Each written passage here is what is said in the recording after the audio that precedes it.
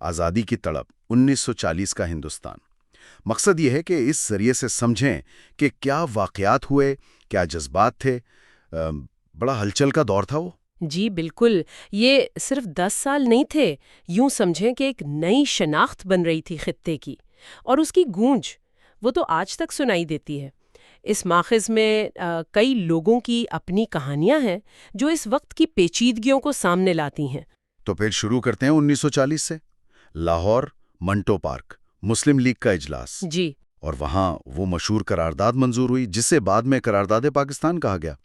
قائد اعظم کا وہ بیان کہ ہندوستان کے مسلمان ایک الگ قوم ہیں، ان کے لیے الگ وطن چاہیے، ماخذ بتاتا ہے کہ وہاں ماحول میں بڑا جوش و خروش تھا۔ ہاں، وہ واقعی ایک آپ کہہ سکتی ہیں تاریخ کا اہم موڑ تھا۔ آزادی کی تڑپ میں یہ بھی بتایا گیا ہے کہ اس قرارداد کے بعد عام لوگوں میں، مطلب مسلمانوں میں، اپنی سیاسی منزل کے بارے میں سوچ کیسے بدلی۔ یہ صرف لیڈروں کی بات نہیں رہی تھی، بلکہ ایک عوامی بحث شروع ہو گئی تھی۔ اگرچہ یہ بھی سچ ہے کہ منزل کا تصور سب کے ذہن میں شاید ایک جیسا نہیں تھا۔ اچھا، اور اسی دوران دنیا میں دوسری جنگ عظیم چل رہی تھی؟ جی، برطانیہ نے ہندوستان سے پوچھا بھی نہیں اور جنگ میں شامل کر دیا۔ لاکھوں ہندوستانی فوجی وہ دور دراز محاذوں پر لڑنے چلے گئے۔ مجھے تو یہ پڑھ کر حیرانی ہوئی کہ عام لوگوں کو جنگ کے اصل مقصد کا کچھ خاص پتہ ہی نہیں تھا۔ اور اس کے اثرات، اوہو، وہ بہت گہرے تھے۔ کتاب میں خاص طور پر گاؤں دیہات پر جو بوجھ پڑا نا، اس کا ذکر ہے۔ جنگ کی وجہ سے اناج کم ہو گیا، چیزیں مہنگی ہو گئیں۔ ہاں، آزادی کی تڑپ میں ایک کسان کا ذکر ہے۔ وہ بتاتا ہے کہ کیسے ان کی فصلیں زبردستی لے لی گئیں جنگ کے لیے، کم قیمت پر، اور گھروں میں فاقے شروع ہو گئے۔ اللہ! پھر 1942 آ گیا، گاندھی جی کی بھارت چھوڑو تحریک، انگریزوں بھارت چھوڑو، یہ نعرہ تو پورے ملک میں گونج گیا۔ جی، یہ ایک نیا مرحلہ تھا آزادی کی جدوجہد میں۔ بالکل۔ انگریز حکومت نے تو بہت سختی کی، ہزاروں لوگ گرفتار ہوئے، لیکن وہ جو آزادی کی آگ تھی نا دلوں میں، وہ نہیں بجھی۔ آزادی کی تڑپ میں جو ایک اور بات بتاتی ہے جو کم لوگ جانتے ہیں، ایک خفیہ نیٹ ورک تھا جو پابندیوں کے باوجود خبریں پھیلاتا رہا، لوگوں کو جوڑے رکھا۔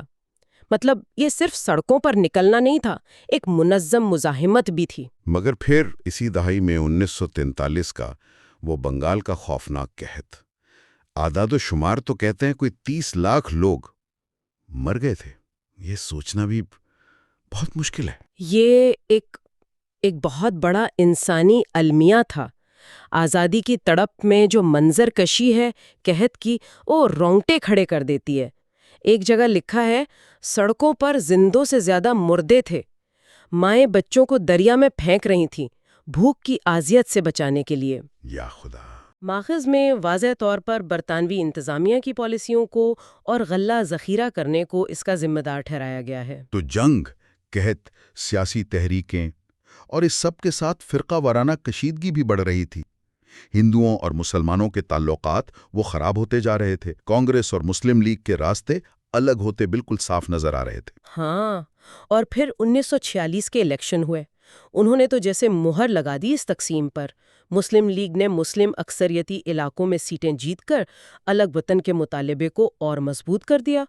آزادی کی طرف میں اس زمانے کے اخبارات کے کچھ حصے ہیں، وہ دکھاتے ہیں کہ کیسے سیاسی بیان بازی نے عام لوگوں میں بھی شک پیدا کر دیے تھے۔ اور آخرکار وہ دن آیا، 15 اگست 1947، آزادی، لیکن ساتھ ہی تقسیم کا اعلان بھی، جس نے سب کچھ بدل دیا۔ یہ آزادی بہت بھاری قیمت پر ملی تھی۔ تقسیم کے وقت جو فسادات ہوئے، لاکھوں جانیں گئیں، کروڑوں لوگ بے گھر ہوئے۔ آزادی کی تڑپ میں ایک خاندان کی کہانی ہے۔ وہ ہجرت کر کے آئے، صرف تن کے کپڑوں میں، سب کچھ پیچھے رہ گیا۔ یہ صرف نقشے پر لکیر نہیں تھی، یہ لاکھوں لوگوں کی ذاتی ٹریجڈیز تھیں۔ اتنا ہنگامہ خیز دور، اس میں روزمرہ کی زندگی کیسی ہوتی ہوگی؟ ماخذ میں کچھ جھلکیاں ہیں عام آدمی کی زندگی کی۔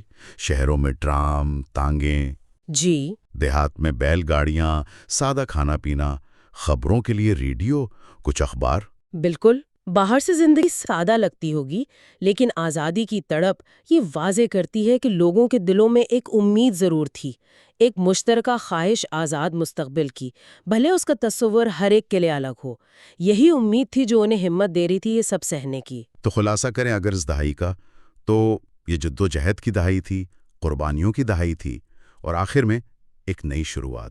بلا شبہ یہ صرف تاریخ کا ایک باب نہیں ہے، یہ ایک ایسا دور ہے جس نے آج اور آنے والے کل پر بہت گہرے نقش چھوڑے ہیں۔ اور آخر میں ہم اپنے سامعین کے لیے یہ سوال چھوڑے جا رہے ہیں کہ 1940 کی دہائی کے وہ فیصلے، وہ تجربات، وہ زخم آج بھی جنوبی ایشیا کے ممالک اور عوام پر کس طرح اثر انداز ہو رہے ہوں۔